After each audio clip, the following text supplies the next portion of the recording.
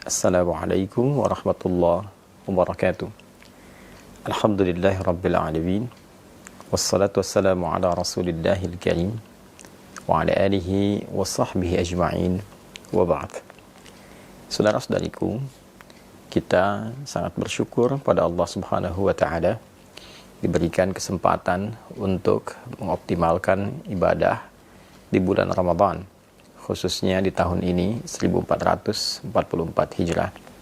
Tentu kita berharap seluruh rangkaian ibadah yang telah ditunaikan berkenan diterima oleh Allah Subhanahu wa ta'ala dengan penerimaan terbaik, insyaallah. Semoga Allah mengampuni seluruh dosa-dosa kita, memaafkan kesalahan kita, mengabulkan doa-doa kita, dan menaikkan derajat kita dari sekedar hamba Allah yang beriman menjadi hamba Allah yang bertakwa. Saudara-saudariku, alhamdulillah setelah kita menuntaskan siam Ramadan, kita memasuki bulan baru di tanggal yang baru dan tentunya dengan rangkaian-rangkaian ibadah sunnah khususnya yang menyertai dan tidak ditemukan di waktu-waktu yang lain. Syawal adalah bulan spesial saat hari pertamanya, selain melepaskan kita dengan rangkaian ibadah Ramadan, juga menghadirkan rangkaian ibadah sunnah-sunnah yang hanya ditunaikan di waktu itu saja. Mulai dari sholat Idul Fitri di hari yang pertama, memperbanyak takbir, membangun dan mengeratkan silaturahim, dan disusul pada hari-hari berikutnya dengan menu-menu sunnah yang tentu melahirkan keistimewaan yang tidak sama dengan waktu-waktu lainnya. Alhamdulillah, ada satu informasi penting yang disampaikan oleh sahabat Abu Ayyub Al-Ansari radhiyallahu ta'ala anhu, yang informasi ini dirangkum oleh Imam Muslim rahimahullah dalam kitab beliau Sahih Muslim nomor hadis 1164. Informasi ini bersambung hingga ke Rasulullah SAW saat beliau bersabda, "Man shama Ramadana wa atba'ahu sittan min Syawal faka'annama yasumud dahra." Siapapun yang menunaikan puasa Ramadan. Ingat, puasanya dirangkaikan dengan apa? Ramadan. Man shama Ramadana. Siapapun yang menunaikan puasa Ramadan. Thumma atba'ahu sittan min Syawal. Lalu diikuti dengan menunaikan puasa sunnah di bulan Syawal sebanyak 6 hari. Nah, 6 hari ini bisa dilakukan berturut-turut. Misal, Anda memulai, misalnya ada yang bahkan sudah di hari ini, di hari Senin. Ada yang memulai di hari Selasa atau Rabu misalnya. Silahkan. Bisa dilakukan berturut-turut. Kalau Anda mulai di hari Senin, saat ini sudah dilakukan misalnya, alhamdulillah, maka Senin, Selasa, Rabu, Kamis, Jumat, Sabtu. Ada yang melakukan di hari Selasa misalnya, ya, bisa Anda lakukan di Selasa, Rabu, Kamis, Jumat, Sabtu, Ahad. Ini yang berturut-turut.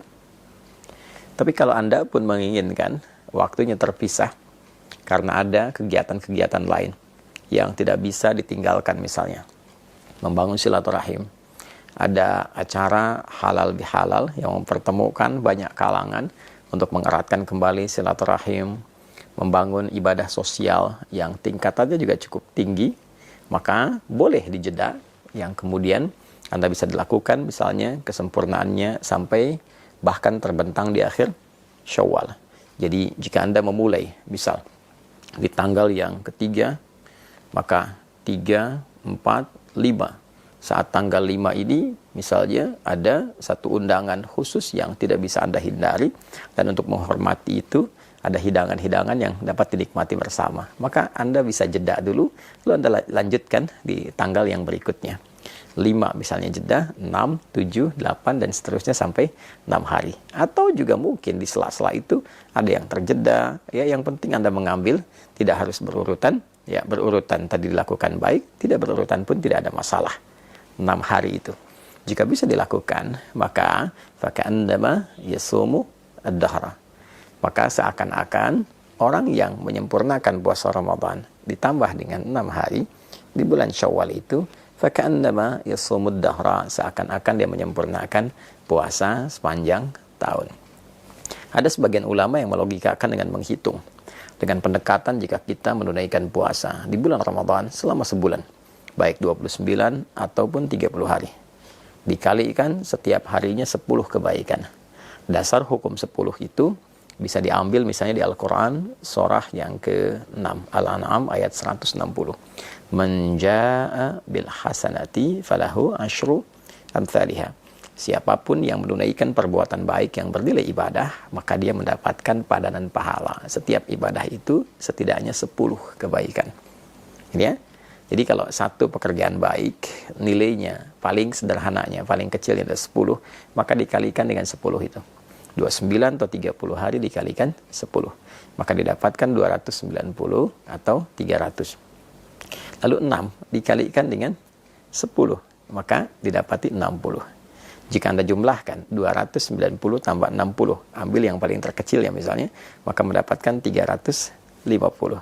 350 ini kalau pendekatannya bulan Hijriyah, bukankah sangat mendekati hitungan setahun secara umum ya? Ya kan? 350 sekian. Ya, kan orang Arab suka membulatkan itu. Kalau ada 42 disebut al-arba'in. Ya demikian, ketika Anda misalnya menunaikan 30, dikalikan 10, 300 tambah 60, 360 ya. Nah, kalaupun dihitung menggunakan pendekatan Hijriyah ataupun pendekatan Masehi, tentu ini secara umumnya dinilai sebagai bilangan setahun penuh. Nah, itu yang dimaksudkan. Nah, yang kedua, ada yang sangat menarik. Orang-orang yang konsisten menunaikan ibadah Ramadannya, lalu dia menyempurnakan ibadah Ramadan itu dengan bersyukur kepada Allah Subhanahu wa taala. Walitukabbirallaha ala ma hadakum wa la'allakum tashkurun, dengan meningkatkan ibadahnya. Jadi, syukur ketika diberikan kemampuan untuk meningkat ibadah saat Ramadan adalah berupaya menjaga ritme ibadah itu sehingga tetap berjalan baik pasca Ramadan. Walaupun mungkin tidak seoptimal Ramadan, karena keadaannya tentu tidak sama. Tapi kita bisa bandingkan dengan yang sebelum Ramadan. Jika sebelum Ramadan mengajinya hanya 3 ayat, maka pasca Ramadan, misal kita dapati 1 halaman, kita dapati 1 lembar. Lalu itu terjaga. Lalu ditunjukkan juga dengan kita berkomitmen meningkatkan ibadah seperti puasanya. Dan diawali dengan puasa apa? Sunnah. Di bulan apa? Syawal. Nah, itu yang mahal. Itu yang mahal. Jadi poinnya adalah ketika kita mampu mensyukuri nikmat menunaikan ibadah Ramadan dan mampu mengaktualisasikan semua nikmat itu dengan meneruskan secara konsisten ibadah-ibadah kita dalam rangka syukur kepada Allah, itu yang diapresiasi tinggi oleh Allah Subhanahu wa taala. Sehingga nilai puasa kita bukan terbatas di Ramadan, tapi seakan-akan setiap waktu terjaga sampai ketemu Ramadan kembali. Itu esensinya. Jadi bukan sekedar tambah 6 dihitung, apalagi kalau menggunakan satu pendekatan yang tidak keren. Karena ada perbedaan 29-30, maka saling memperbincangkan ini yang sempurna, ini yang setahun, yang tidak. Bukan. Esensinya bukan itu.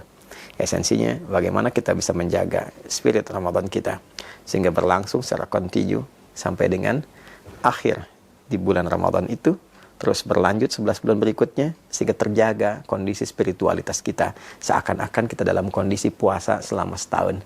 Itu poinnya. Ya, jadi memahami makna secara real, memahami lafzi tadi, memahami makna secara kontekstual. Ada yang tekstual, ada yang kontekstual. Kalau kita padukan keduanya, secara tekstual pahalanya seakan-akan didapati selama setahun.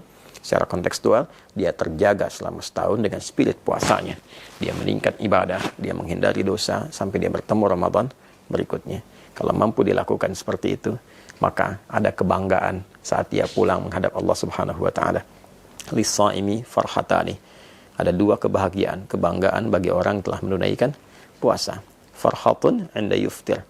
Maka kebahagiaan pertama ketika dia tengah berbuka, saat dia puncaknya memasuki Idul Fitri. Dan yang kedua, saat ia menghadap kepada Rabb-nya, membawa pahala puasanya karena berhasil menaklukkan nafsunya dan berhasil menjaga ritme puasanya dalam kondisi spiritual yang baik sampai di ujung wafatnya.